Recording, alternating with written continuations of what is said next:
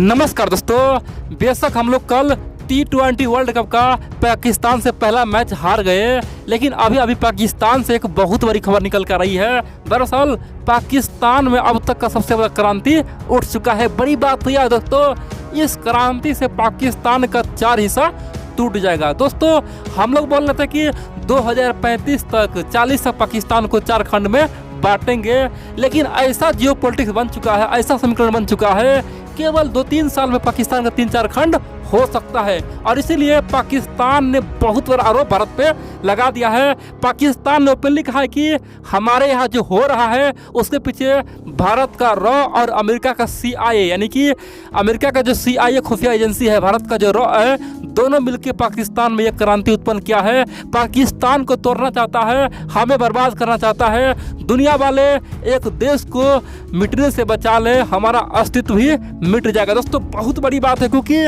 भारत ने ओपनली पाकिस्तान में घुस के पाकिस्तानियों को उसके खिलाफ जो भड़काया है ना दोस्तों, आने वाले समय में पाकिस्तान से जिस प्रकार बांग्लादेश निकला था दोस्तों, जिस प्रकार सोवियत संघ का 14 हिस्सा टूट गया था, उसी प्रकार से वर्तमान पाकिस्तान का 4 खंड केवल कुछ ही साल में हो जाएगा। दोस्तों बहुत बड़ी बात है, आप लोग पूरा खबर देखिए, मैं आपको एक पॉइंट समझाता हूँ। आप लोग जानते हैं दोस्तों, भारत का पड़ोसी देश कौन है? पाकिस्तान और चीन है। दोनों सातिर है, दोनों चालाक है, धोखेबाज है, गद्दार है, दोस्त के नाम पे कलंक है। हमने हमेशा दोस्ती अपनाया, दोनों ने हमेशा हमें पीठ पीछे खंजर भोंका। और दोस्तों अब क्या हो रहा है, पाकिस्तान और चीन मिलके भारत को फंसाने के लिए एक बहुत बड़ा मकरी जाल बना रहा है, वो है सीपेक। और बड़ी बात तो यह है, सीपेक का जो सेंट्रल यानी कि प्रमुख केंद्र था वो है ग्वादर पोर्ट। और दोस्तों ये पाकिस्तान चाइना इकोनॉमिक कॉरिडोर है ना, वो भारत के पीओके होते हुए गुजरता है। दोस्तों पीओके हमारा है और हमारे भूमि से चीन ने सीपेक को गुजार दिया।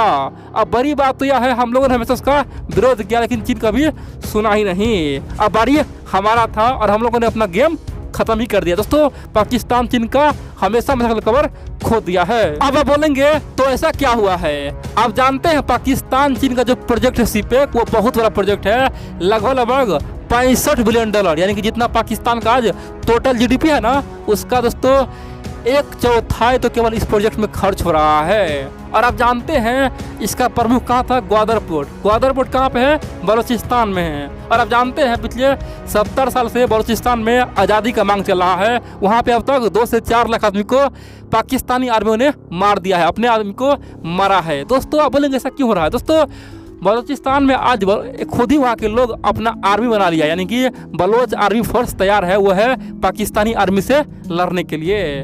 अब क्या हुआ है, पाकिस्तान का जो एक बहुत बड़ा नेता है दोस्तों, आप जानते हैं दोस्तों सीपेक का प्रमुख कौन था? पाकिस्तान चीन का जो सीपेक चल रहा था उसका प्रमुख था कौन? खालिद अंसार। दोस्तों खालिद अंसार ने ओपनली कहा है कि हमारे साथ बहुत बड़ा षड्यंत्र हो रहा है, भारत और अमेरिका ने बलोच में बहुत बड़ा गेम खेला है।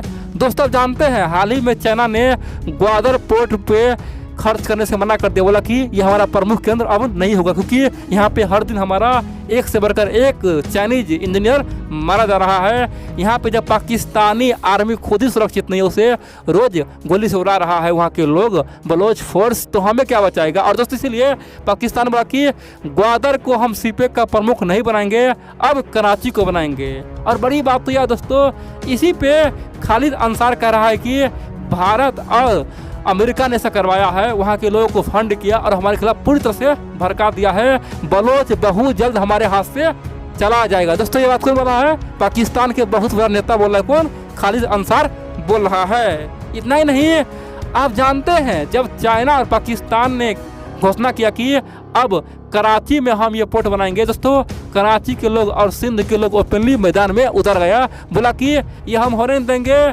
बलोच तो बाद में बनेगा एक अलग देश, बलोचिस्तान बने न बने, लेकिन सिंध एक देश बन के रहेगा। और दोस्तों कराची और सिंध में लोग मैदान में आ गया, बोल दिया कि हमारा ही धन संपदा तुम लोग लूट लोगे और कराची और सिंध एक अलग देश बन के रहेगा। और बड़ी बात तो यह है, पाकिस्तान दोस्तों अब कराची पोर्ट पे भी अपना हिम्मत हार रहा है। वहाँ पे भी लोग अब चीनी आर्मी पाकिस्तानी सेना पे हमला करना शुरू कर दिया है। बड़ी बात तो यह दोस्तों, जितना विद्रोह बलोच में उठा था उतना ही अब सिंध और कराची में उठ रहा है। बड़ी बात तो यह है, अगर इसी रफ्तार से पाकिस्तान में विद्रोह फैलता रहे दोस्तों, देखेंगे केवल कुछ समय में पाकिस्तान ढह जाएगा। आप बोलेंगे तो कैसे ढह जाएगा भाई, यहाँ पे तो कुछ लोग हैं ना दोस्तों, कुछ लोग नहीं है। पाकिस्तान में आज जितना भी आतंकवादी ग्रुप है ना, सब हाथ मिला लिया है। सब इमरान खान बोल रहा है कि ये तो अमेरिका चीन का गुलाम है, ये देश को डुबा देगा। और इसीलिए चाहे बलोच आर्मी हो या फिर TTP हो, तहरीक तालिबान पाकिस्तान हो,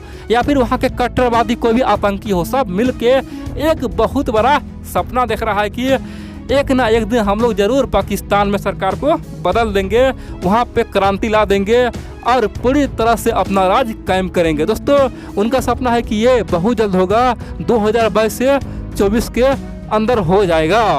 अब बड़ी बात तो यह है, इसीलिए पाकिस्तानी खुफिया एजेंसी पाकिस्तान सरकार भारत पे मनगढ़ंत इल्ज़ाम लगा रहा है कि भारत ही ये सब करवा रहा है।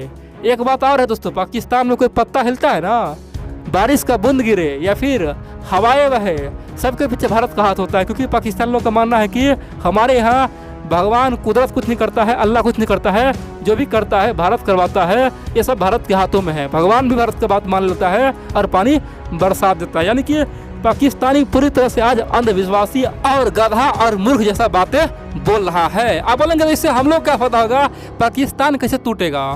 दोस्तों आप जानते हैं पाकिस्तान में कई सालों से गृह युद्ध चल रहा है अंदर ही अंदर। कोई बोला है बलोच अलग देश बनेगा, कोई बोला है कि सिंध अलग देश बनेगा। और दोस्तों हम लोग तो दावा करते हैं, हम लोग तो ओपनली बोल चुके हैं कि 2025 हो, 30 हो या 2050 हो, कभी न कभी POK छीनेंगे। तो दोस्तों इसी रफ्तार से पाकिस्तान में विद्रोह उठता ना तो पाकिस्तान एक दिन बर्बाद हो जाएगा। आप बोलेंगे भाई हम लोग पाकिस्तान को तो बोल रहे हैं, चीन को कहीं नहीं बोल रहे हैं। हम लोग अब चीन पे भी दोस्तों उंगली उठाना शुरू कर दिया है। आज से एक ही हफ्ता पहले आप जानते हैं चीन में एक बहुत बड़ा यूनाइटेड नेशन का मीटिंग हुआ दोस्तों, परिवहन खासतौर पे मीटिंग हुआ था दोस्तों, ट्रांसपोर्ट मीटिंग हुआ था। उसमें भारत ने पहले कहा था कि अरे भाई ट्रांसपोर्ट की बात मत करो, सड़कें की बात मत करो, ये चीन को समझाओ चीन क्या कर रहा है, हमारे POK से अपना CPEC प्रोजेक्ट निकाल रहा है, चीन को समझा रहा है कि जल्द से वहाँ से लौट जाए। दोस्तों हम लोगों ने बीजिंग में जाके चीनियों को धो दिया था, बोल दिया था कि जल्द से जल्द POK से अपना प्रोजेक्ट खत्म करो, जिस दिन हम गुस्से में आएंगे तुम्हें भी खत्म करेंगे, पाकिस्तान को भी खत्म करेंगे, उस दिन तुम दुनिया के सामने में मत बोलना कि हमें समझाया नहीं। दोस्तों चीन वाले गुस्से में आके भारत का जो प्रतिनिधि था ना, राजनयिक था, उसका माइक का दोस्तों तार काट दिया ताकि भारत के राजनयिक कुछ बोले तो उसका आवाज़ ना जाए। दोस्तों चीन इतना चिढ़ गया, भारत ने इतना कुछ बोला ना, खासतौर पर CPEC इतना कुछ बोला ना,